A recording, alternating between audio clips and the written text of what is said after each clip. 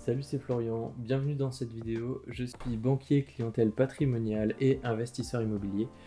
On va voir dans cette vidéo comment négocier un crédit immobilier. Premièrement, ce qu'il faut savoir, c'est que bien négocier, c'est avoir bien compris, bien comprendre, maîtriser et être patient. Comprendre ce que vous devez négocier en fait, le pourquoi et quels sont vos atouts. D'abord, vous devez savoir que la phase de négociation est quelque chose de très redouté par les gens et très certainement par vous. Donc en fait, je vous dis que vous devez le savoir, mais vous le savez. Tout simplement parce qu'on se dit putain, on va devoir se battre et tout pour faire notre pré IMO. Des fois, c'est des projets de vie, etc. Ça n'a pas de sens, machin. En fait, non, c'est pas du tout ça. La négociation, c'est pas du tout une baston. La négociation, c'est vous et votre banquier qui construisez au mieux les éléments du crédit pour voir ensemble comment vous pouvez défendre des éléments auprès de l'organisme prêteur. L'organisme prêteur, c'est l'organisme qui prête de l'argent à la banque pour vous prêter à vous. En fait, c'est un organisme qui demande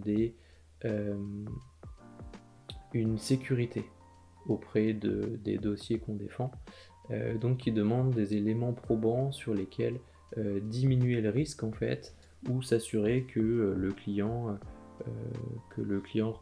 rencontre toutes les conditions pour prêter.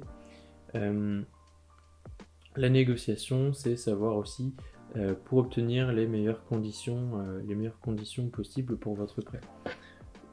Ça, c'est le pourquoi. Le pourquoi, c'est obtenir les meilleures conditions pour votre prêt en fonction de comment on peut le défendre.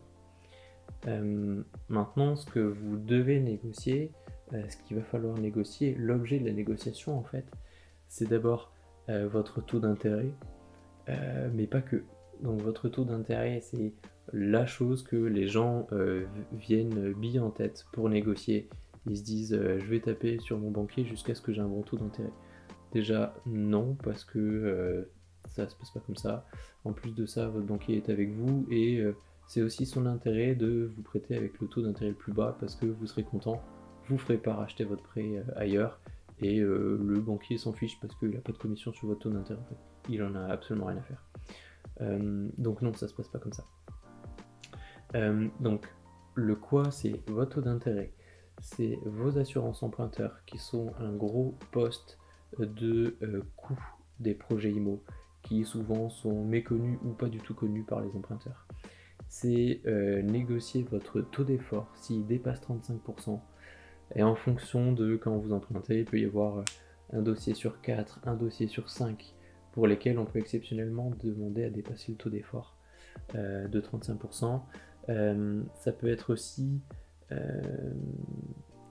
négocier des indemnités de remboursement anticipé quand vous souhaiterez en faire un en fait.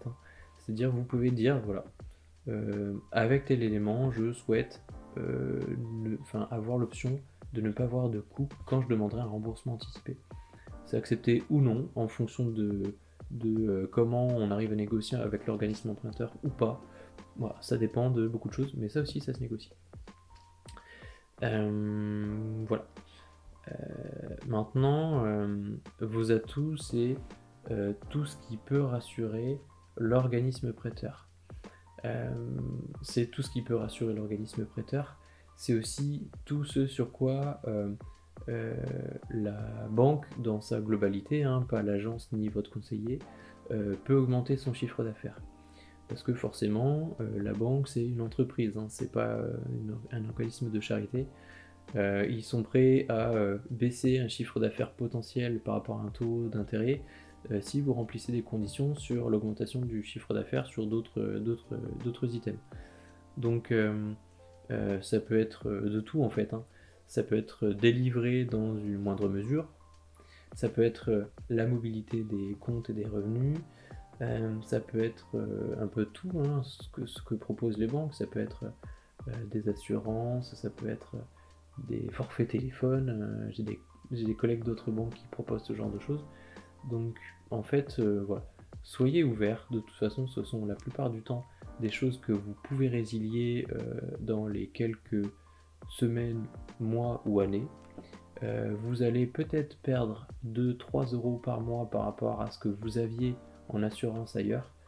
Par contre, vous allez gagner beaucoup plus sur les mensualités en ayant négocié, et surtout vous pourrez repartir plus tard. Donc j'ai envie de vous dire, ne soyez pas soyez ouverts d'esprit. Donc ça c'est une partie qui est la négociation pure, les produits, le pourquoi du comment, à peu près ce qu'il faut mettre en face pour espérer ce que vous souhaitez. C'est quelque chose de très spécifique et long à expliquer, dans lequel je reviens en détail dans ma formation IMO. Donc je vais pas perdre du temps à essayer de faire comprendre à tout le monde, alors que ça n'intéresse pas tout le monde, là tout de suite dans ce sujet. Une petite astuce. La première astuce, c'est de notifier ça par email à votre conseiller bancaire une fois que la négociation, qui vous expliquait comment faire, ce que vous pouvez faire, qui vous a posé les options que vous pouvez faire, parce qu'en fait, il vous obligera jamais à rien. Vous dites, vous avez trouvé à peu près un arrangement, vous dites ok, on va poser par email les conditions commerciales qui englobent notre projet. Comme ça évite que si votre conseiller bancaire a un trou de mémoire et qu'il se dise mince, qu'est-ce qu'on avait vu déjà? Alors normalement, il a toutes ses notes de son côté, il a déjà fait des demandes de délégation, etc. Mais on sait jamais.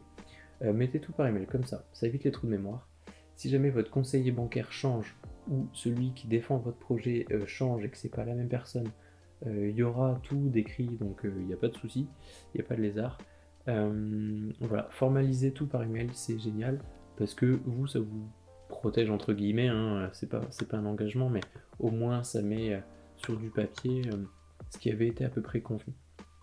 Voilà, ça c'est mon astuce, et au final, on peut se dire c'est évident, mais en fait c'est pas évident pour tout le monde, et surtout des fois ça nous sort de la tête, et en fait c'est quelque chose d'essentiel. Voilà, c'est tout ce que j'avais à vous dire dans cette vidéo. Si tu as envie d'aller plus loin et d'obtenir le meilleur prêt immobilier pour ton projet, alors je t'offre 1 heure de contenu à ma formation, votre meilleur prêt immobilier en 3 heures. Je te mets le lien dans la description, je te dis à tout de suite dans mes vidéos. Ciao!